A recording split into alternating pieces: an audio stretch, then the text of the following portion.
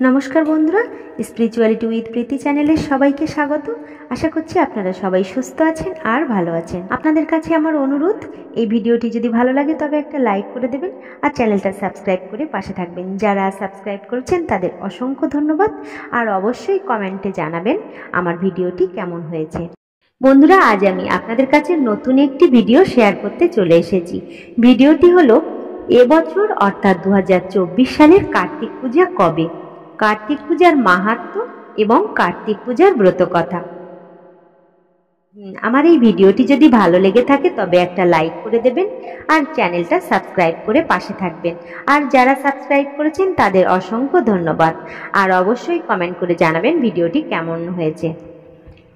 বন্ধুরা, শিব পার্বতী নন্দন কার্তিক ঠাকুরকে আমরা বাংলায় চিরকুমার নামে জানি, কিন্তু কোনো কোনো জায়গায় কার্তিকের বিয়ের কথাও উল্লেখ আছে। সেখানে বলা হয়েছে ব্রহ্মা ও সাবিত্রীর কন্যা দেবী ষষ্ঠী হলেন কার্তিকের স্ত্রী।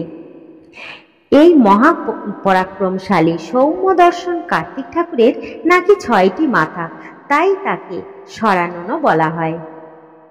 এবারে আসুন জেনে নিই কার্তিক পূজার দিন। বন্ধুরা, এবছর অর্থাৎ বাংলায় 1431 30শে কার্তিক, ইংরাজি 2024 16ই নভেম্বর শনিবার দিন কার্তিক পূজা অনুষ্ঠিত হবে। কার্তিক পূজার মাহাত্ম্য। বন্ধুরা, আমরা সবাই জানি সন্তান লাভের জন্য কার্তিক পূজা করা হয়, কিন্তু অনেকেই জানে না যে সন্তান লাভ ছাড়াও একাধিক কারণে কার্তিক পূজা করা হয়ে থাকে। কার্তিক ঠাকুর হলেন যুদ্ধের দেবতা, তাই তার পূজা করলে যে কোনো যুদ্ধ জয় করা যায়। সেটা জীবন যুদ্ধ হোক অথবা কোনো রাজাদের যুদ্ধ, শত্রুদের হাত থেকে রক্ষা পেতে ও কার্তিকের পূজা করতে পারেন, এমনটাই বলা হয় শাস্ত্রে। কার্তিকেয় ব্রতকথা। একদিন ধর্মাত্মা বসুদেব দেবর্ষি নারদকে বিনীতভাবে জিজ্ঞাসা করলেন, হে ঋষিবর, আমার পত্নী দেবকী যেসব পুত্র প্রসব করেছে তাদের সকলকেই দুরাত্মা কংস হত্যা করেছে। এখন কি করলে আমাদের পুত্র দীর্ঘায়ু লাভ করবে, দয়া করে তা আমাকে বলুন। দেবর্ষি বললেন, হে বসুদেব, পূর্বকালে সুভাগা নামে এক ধর্মনিষ্ঠ ব্রাহ্মণের দক্ষিণা নাম্নী সত্যবাদিনী ও পতিব্রতা এক পত্নী ছিল। তাদের কোনো সন্তানাদি ছিল না। এই দুঃখে একদিন সুভাগা গৃহ ত্যাগ করে গভীর বনে যাত্রা করলে তার স্ত্রী দক্ষিণাও তাকে অনুসরণ করল।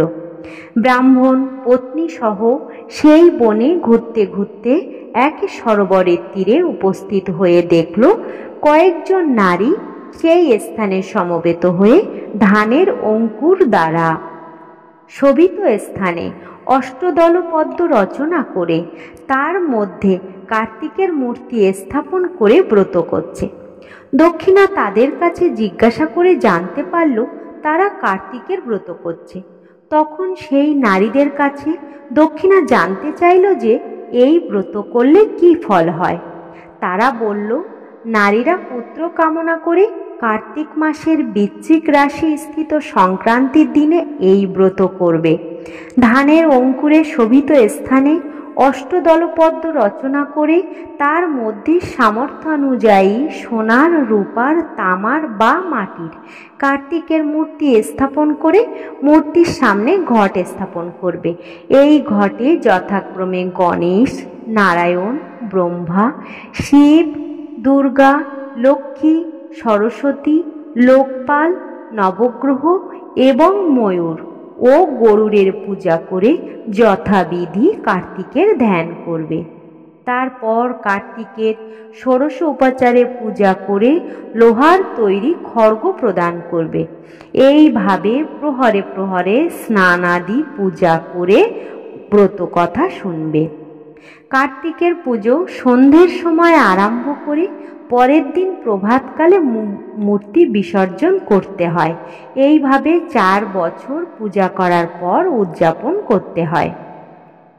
উদযাপনের সময় 4খানা ডালা, বস্ত্র, ভোজ্যাদি ও নানা রকমের বস্তু দান করতে হয়।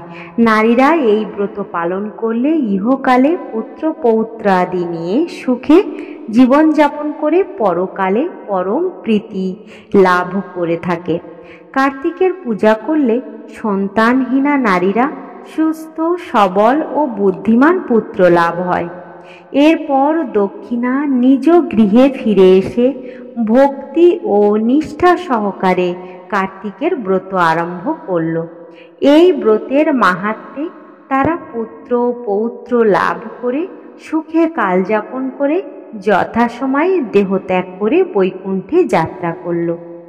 এরপর দেবর্ষি নারদ পুত্রহারা বসুদেবকে উপদেশ দিলেন, হে পুণ্যাত্মা বসুদেব, তোমরা স্বামী স্ত্রী উভয়ে মিলে কার্তিকের ব্রত আচরণ করো, তাহলে পরবর্তী যে পুত্র সন্তান জন্মগ্রহণ করবে তিনি দীর্ঘায়ু লাভ করে ত্রিজগতের অশেষ কল্যাণ সাধন করবে। দেবর্ষির কথা মতো বসুদেব ও দেবকী কার্তিকের ব্রত করে ত্রিলোকপতি নারায়ণকে পুত্ররূপে লাভ করেছিলেন। কার্তিকেয় ব্রত কথা সমাপ্ত। আজকের ভিডিওটি এই পর্যন্ত বন্ধুরা। এতক্ষণ আমার সাথে থাকার জন্য অসংখ্য ধন্যবাদ। আর আপনাদের কাছে আমার রিকোয়েস্ট, আমার ভিডিওটি যদি ভালো লাগে তবে একটা লাইক করে দেবেন আর চ্যানেলটি সাবস্ক্রাইব করবেন। দেখা হবে পরবর্তী একটি ভিডিওতে।